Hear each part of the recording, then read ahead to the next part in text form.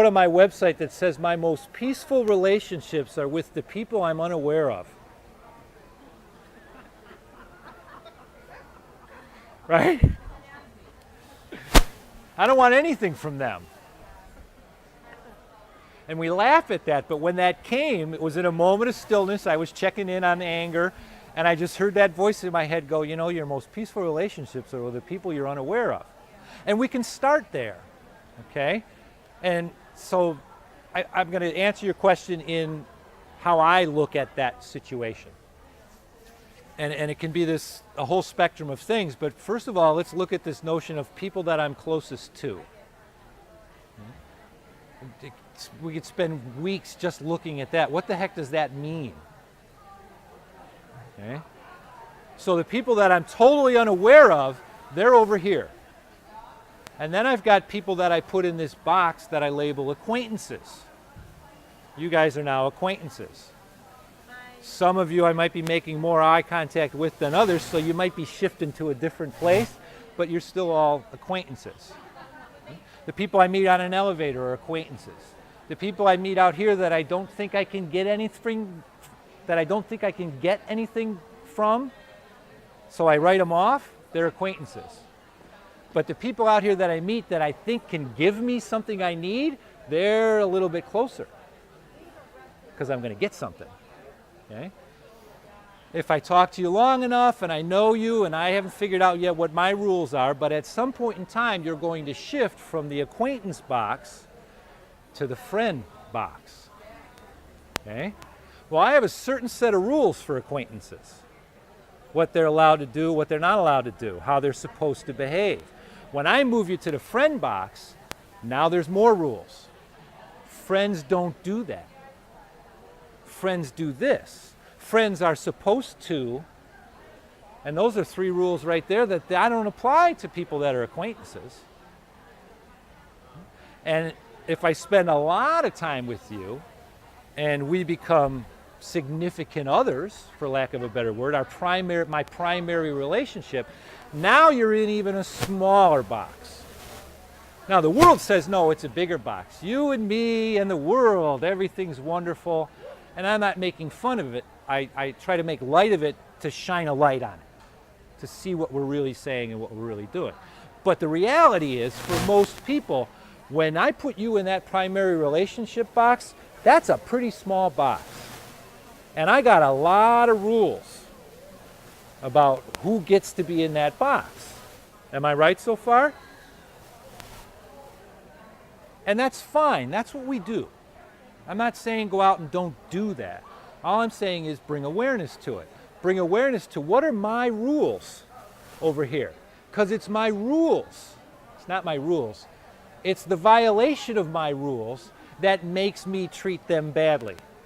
Listen to that language. When they violate my rules, I treat them badly. Okay? And that brings us right back to what we were talking about. How is it for me when I'm treating them badly? It's not about them. It's never about the other person. It's never personal. It's always my fear, my insecurity, my background sense of unworthiness. I just put a video up. I do free videos out on YouTube, and the one I just put up was on receiving. How well do I receive? Do I allow myself to receive from others? And it has to do with my sense of not being worthy, that doesn't let me receive. And the first time I stopped and really received, a buddy of mine bought me lunch. And when we were done, I said, can we go back to the table? Because I didn't really receive, it's a $5 lunch. And he's into the same stuff. So we went back, and I sat there, I bet it took 30 seconds, and I just started crying. To really pause and let it in that someone was giving me something. And the only reason the tears come is because I'm poking that sense of unworthiness. And I'm going, does that hurt? Does that hurt? Does that hurt? You know what I mean? It's looking, it's shining a light on it. So back to what you were talking about. So now I got this primary relationship, and I've got rules. And I think from seeing your nodding and some others nodding, It's the violation. I think it's that when they violate the rules, that makes me mean. It's not. It's the rules that I have that make me mean. They're just doing what they do. You know, what is it in me that won't let this person be who they are? How about family? Now, family's a completely different box. And now I have to commingle that family box with that primary relationship box, and oh my God, now it's a train wreck. Or it can be.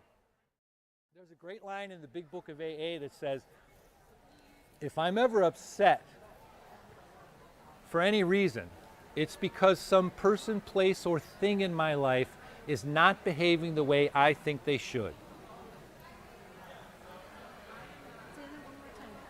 If I'm upset for any reason, it's because some person, place, or thing in my life is not behaving the way I think they should. That one's powerful too, because you look at that and you go, wow, that's 100% right. Yeah.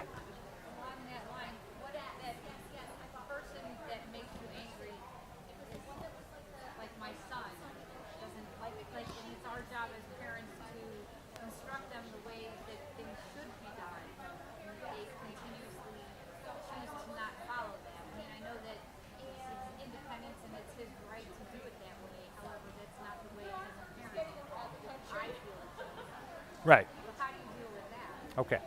So she's asking, how do I deal with the son? And the world tells me there's certain ways I have to do things to raise him. And I tell myself there's certain things I need to do to raise him a certain way. Am I getting it right? How do I deal with that? I'm not going to answer how to deal with it. I will answer, how do I want to word this? So it's not as much as dealing with the anger and frustration that I feel because my son's not doing what I think he should do, okay? It's more about, can I be peaceful with my anger when my son's not doing what he's supposed to do? Okay, now stay with me for a second, because this is a real valid point. You've got a responsibility, another life, all these other things. You've got goals, objectives. You know on a human level certain things that have to be a certain way, and that can't change.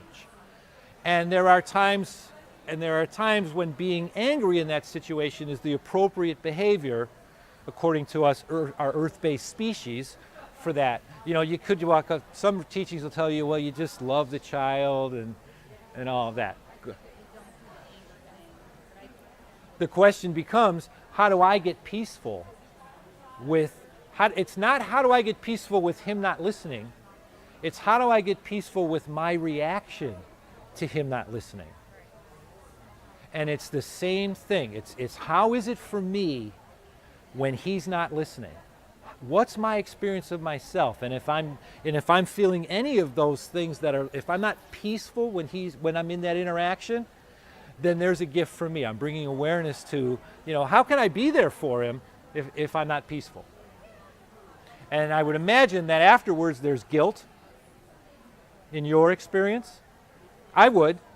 If I got a situation with my child and I handle it, and then I'm driving home and all I'm thinking is, I could have done a better job there. Now I'm feeling guilty.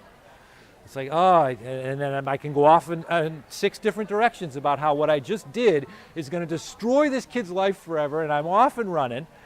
So the practice becomes noticing in that moment, how is it for me right now? And the more I look at that, and the more you look at that, you'll start to notice this is wasted effort. Nothing is going to come from me being guilty over something that happened in the past, other than if I bring awareness to it, next time I'm going to do it differently. That's really the only thing I can say about it. It really comes back to what is my experience, because we have to keep in mind he's not making you mad. It's your interpretation. It's your interpretation of what is happening that's making you mad. Right. And I'm not saying deny anything, ever. Be who you are. If you're mad, be mad. But look at it. Maybe look at it afterwards. A lot of times you can't look at it the moment you're in it. You're interacting with the child, you're doing what you do. You might have a little bit of awareness because you came to this workshop and you're working on that stuff. But afterwards you can look at it differently than you used to.